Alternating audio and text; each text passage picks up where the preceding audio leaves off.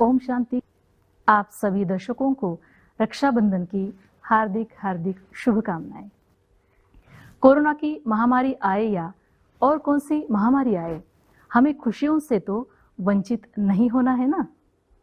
हम भारतवासी त्योहार मनाते ही है खुशियों के लिए, लेकिन अगर साथ साथ उसका आध्यात्मिक रहस्य को जानकर त्योहार मनाएंगे तो हमारी खुशियां द्विगुणित होगी। तो फिर चले, आज हम रक्षाबंधन का पावन त्योहार का सच्चा आध्यात्मिक रहस्य को जान लेते हैं। अगर इसका इतिहास देखा जाए तो राखी का त्योहार कब शुरू हुआ यह कोई नहीं जानता। भविष्य पुराण, स्कंद पुराण, पद्म पुराण, श्रीमद् भागवत गीता में रक्षाबंधन का प्रसंग मिलता है। भविष्य पुराण में देव और दानवों की जब युद्ध शुरू हुआ तब दानव हावी होते नजर आने लगे। तब इंद्राणी ने रेशम का धागा मंत्रों की शक्ति से पवित्र करके अपने पति के इंद्र के हाथ पर बांध दिया। तब श्रावण पूर्णिमा का दिन था। तब से यह धागा बांधने की प्रथा चली आ रही है।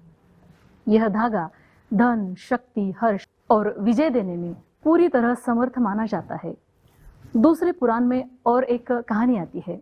जब बलि राजा रसातल में चला गया तब बलि ने अपनी भक्ति के बल से भगवान को रात दिन अपने सामने रहने के वचन ले लिया।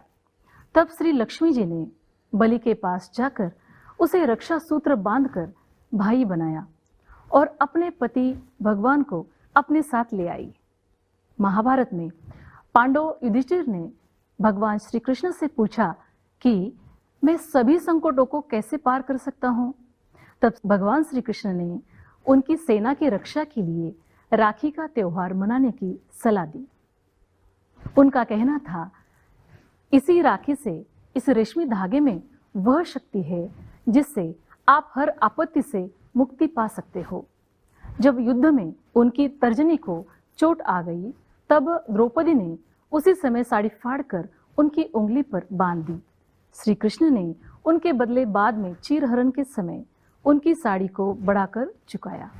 कहते हैं, परस्पर एक दूसरे की रक्षा और सहयोग की भावना रक्षाबंधन के पर्व यही से प्रारंभ हुई।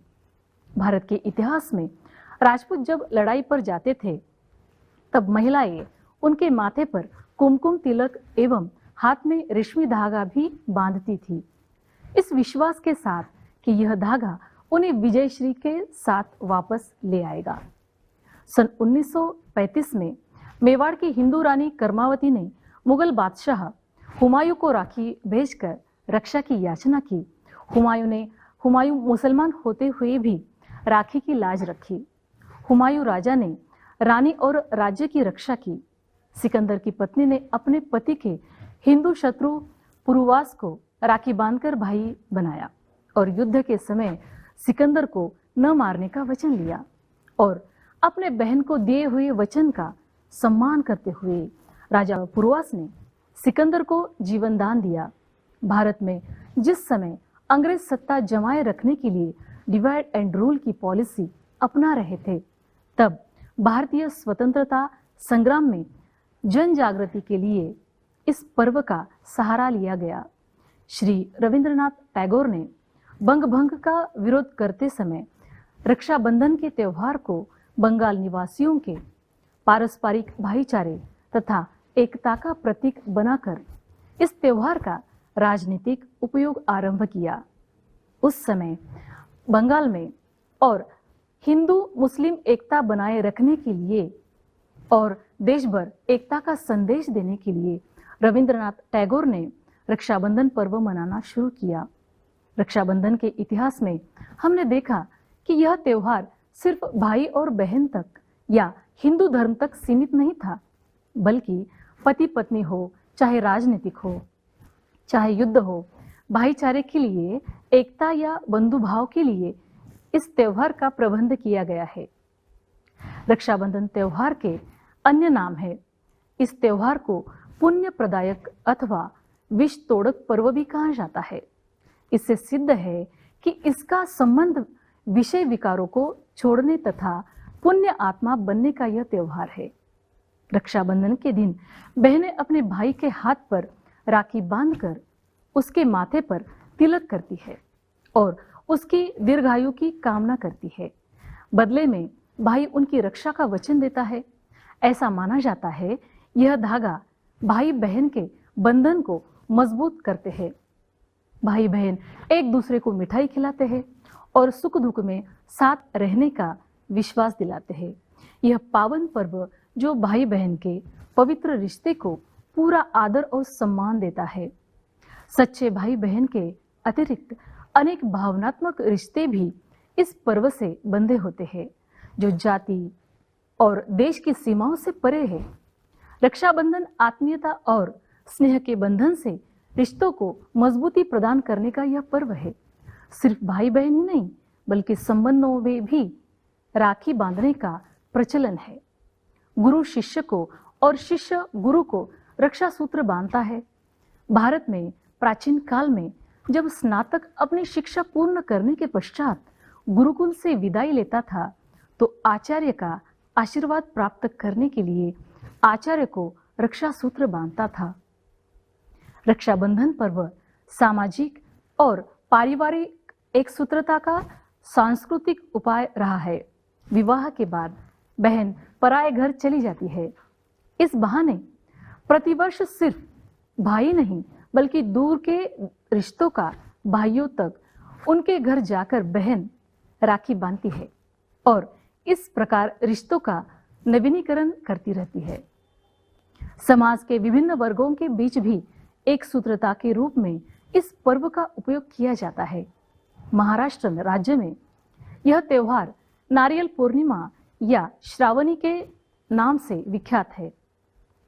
रक्षा की जरूरत किसको है? रक्षाबंधन मन की वृत्तियों को परिवर्तन करने वाला त्योहार है।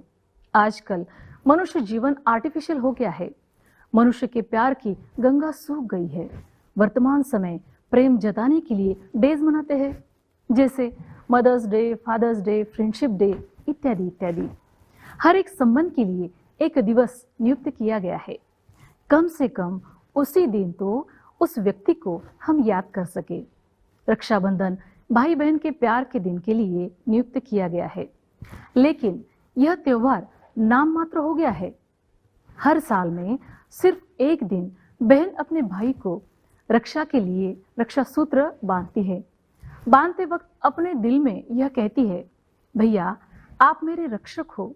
अगर राखी बांधने वाला भाई बहुत छोटा हो या विदेश में रहता हो तो वह संकट के समय उस बहन की रक्षा कैसे करेगा? यह सोचने वाली बात है ना।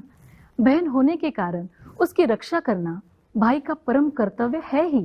फिर हर साल उस कर्तव्य को याद दिलाने की क्या जरूरत है? रक्षाबंधन में बहन अपने भाई को राखी बांधकर मुख मीठा करती है और भाई बहन को खर्ची दे देता है और बाद में बहन अपने घर और भाई अपने घर। पहले यह प्रथा नहीं थी। ब्राह्मण व पंडित घर के पुरुष नारी को घर के तराजू, नल, चूल्हे, साइकिल, कुंडी को रक्षा सूत्र बांधते थे। क्यों? क्योंकि यह सब हमारी किसी न किसी प्रकार की रक्षा करते हैं। ब्राह्मण राखी बांधता था तो भाई या बहन के संबंध में नहीं, तो फिर किस कारण से राखी बांधता था? क्या रक्षा की जरूरत बहन को ही है, भाई को नहीं है? जैसे बॉर्डर पर जाते समय बहन अपनी भाई को रक्षा के लिए राखी बांधती है, बल्कि रक्षाबंधन में भाई बहन की रक्षा के लिए प्रतिज्ञा करता है। रक्षा की जरूरत दोनों को है। जैसे पत्नी से पूर्व अगर पति शरीर छोड़ देता है, पत्नी जाने के बाद पति मानसिक रूप से कमजोर हो जाने के कारण वह दूसरी शादी कर लेता है, लेकिन पत्नी से पूर्व पति अगर शरीर छोड़ देता है तो परमात्मा उन्हें इतनी शक्ति देते हैं कि वह अपने बच्चे भी संभालती है और सारी घर की और बाहर की जिम्मेवारी भी उठाती है, लेकिन वह दूसरी शादी नहीं करती। अच्छा, रक्षा की जरूरत अभी किसे है? यह विचार करने की बात है। आजकल रक्षा की जरूरत सिर्फ भाई या बहन को ही नहीं है, लेकिन हम सभी मनुष्यों को है। क्यों? क्योंकि सभी यहाँ इनसिक्योर भय से ग्रस्त है। खुद की कोई गारंटी नहीं है, इसलिए बीमा करवाया जाता है, पता नहीं आगे कुछ हो न जाए। तो हम देखेंगे रक्षा के प्रकार कितने हैं, सच्ची रक्षा हमारी कौन करते हैं, हमारी रक्षा कैसे की जाती है और बहनें भाइयों से किस प्रकार की रक्षा चाहती है। विचार करने पर आप इस निर्णय पर पहुंचेंगे कि प्रत्येक मनुष्य 5 प्रकार की रक्षा चाहता है। तन की, धर्म की, पवित्रता की, काल की, माया के विघ्नों की रक्षा चाहते हैं। परंतु प्रश्न यह है कि क्या कोई मनुष्य इन 5 प्रकार की रक्षा करने में समर्थ है भी? तन की रक्षा के लिए मनुष्य अनेक कोशिशें करता है, परंतु फिर भी अंत में उसे यही कहना पड़ता है, भावी टालने से नहीं टलती। दूसरा, धर्म की रक्षा है। महाभारत में दिखाते हैं, कौरवों की भरी सभा में जब द्रौपदी का चीरहरण होने लगा तो द्रौपदी ने भगवान को ही पुकारा था। तब कोई भी मित्र या संबंधी उनकी रक्षा कर न सका था। इसलिए ऐसी आपदा के समय लोग मनुष्य को कहते हैं, हे प्रभु हमारी लाज रखो, हमारे धर्म की रक्षा करो, हे प्रभु मुझे सहारा दो। तीसरी, काल की रक्षा। सिर्फ मनुष्य ही क्या, बड़े बड़े योद्धाओं को भी आखिर काल खा जाता है। निश्चय ही काल के पंजे से छुड़ाने वाले भी एक परमात्मा ही है, जिन्हें महाकाल, कालों का काल, महाकालेश्वर, शिव अथवा प्राणनाथ भी कहा जाता है। अतः काल से बचने के लिए मनुष्य मृत्युंजय का पाठ करते हैं, अर्थात परमात्मा शिव की ही शरण में जाने की कामना करते हैं। परमात्मा की महिमा में कहा जाता है, जिसको राखे साइया मार सके न कोई, बाल न बाका कर सके चाहे सब जगत बैरी होए। सांसारिक आपदाओं अथवा अलौकिक संकटों से रक्षा, सदा के लिए दुखों अथवा संकटों से भी एक परमात्मा ही रक्षा दे सकता है। कोई भी मनुष्य आत्मा यह कार्य नहीं कर सकता। परमात्मा को ही संकट मोचन, दुख भंजन, दुखहर्ता, सुखदाता भी कहते हैं। माया के बंधन से परमात्मा ही छुड़ाते हैं। तभी तो मनुष्य परमपिता को पुकार कर रहे हैं, विषय विकार मिटाओ पाप हरो देवा। माया की आघातों से भगवान ही ज्ञानवान मनुष्यों की रक्षा करते हैं। ज्ञान ही स्वदर्शन चक्र है, जिससे माया का गला कट जाता है और परमात्मा ही सभी के रक्षक है। इसी कारण गीता में यह वाक्य है, साधु का भी परित्राण करने वाला परमात्मा ही है। परमात्मा उनकी रक्षा करते हैं जो उनकी श्रीमत पर चलते हैं, लेकिन मनुष्य परमात्मा को ब्लेम करते हैं। परमात्मा मेरे साथ हमेशा गलत करता है, दूसरों को अच्छा और मेरे साथ बुरा, ऐसा क्यों?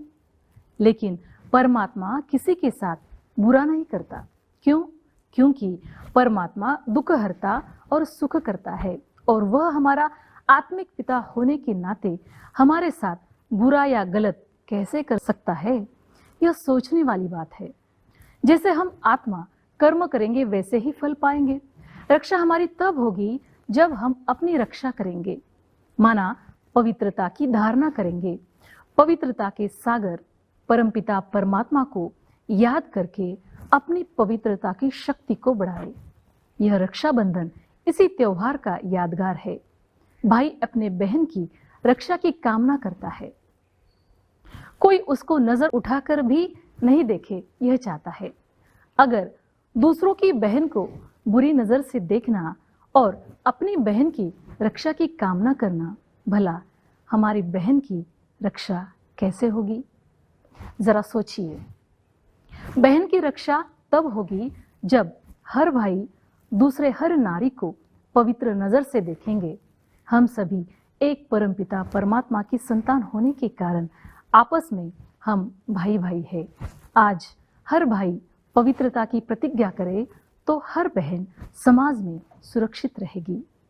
अगर रक्षाबंधन का रहस्य अगर हम जानेंगे तो रक्षाबंधन क्या है, रक्षा शब्द का अर्थ क्या है। जैसे रक्षा शब्द का अर्थ कई अर्थों में प्रयोग होता है, वैसे ही बंध शब्द के भी अनेक अर्थ है।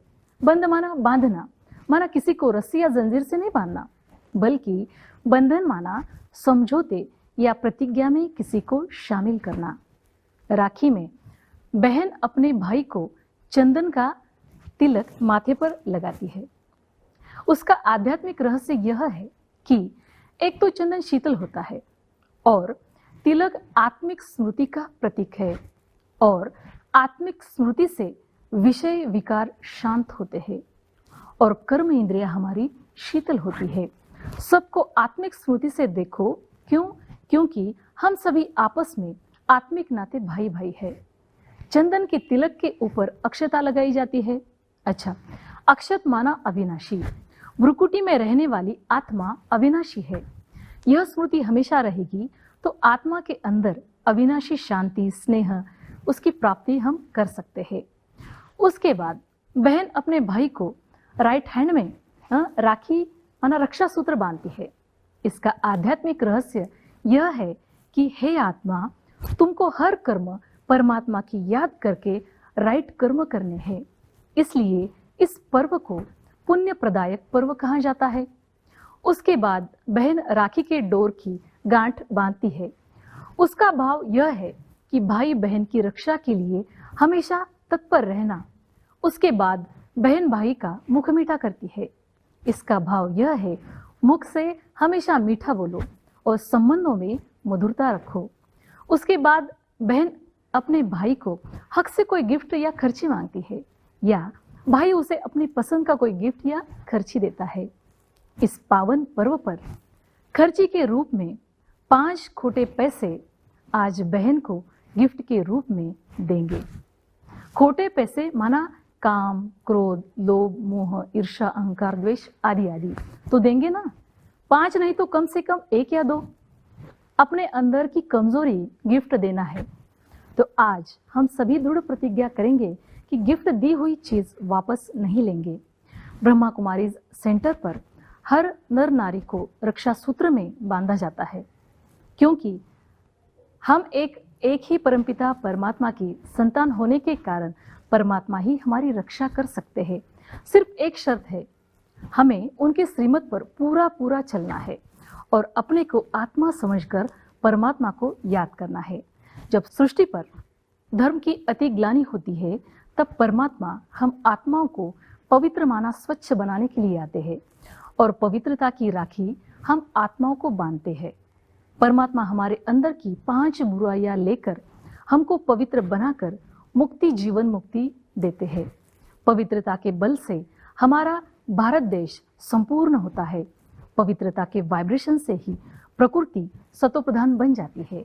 आप सभी भी राजयोग मेडिटेशन का नजदीकी ब्रह्मा कुमारीज सेवा केंद्र में कोर्स कर सकते हैं। यह कोर्स विनामूल्य है।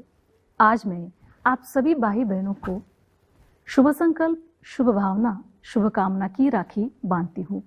उसे दिल से स्वीकार करना। फिर से आप सभी को रक्षाबंधन की हार्दिक हार्दिक शुभकामनाएं। ओम शांति।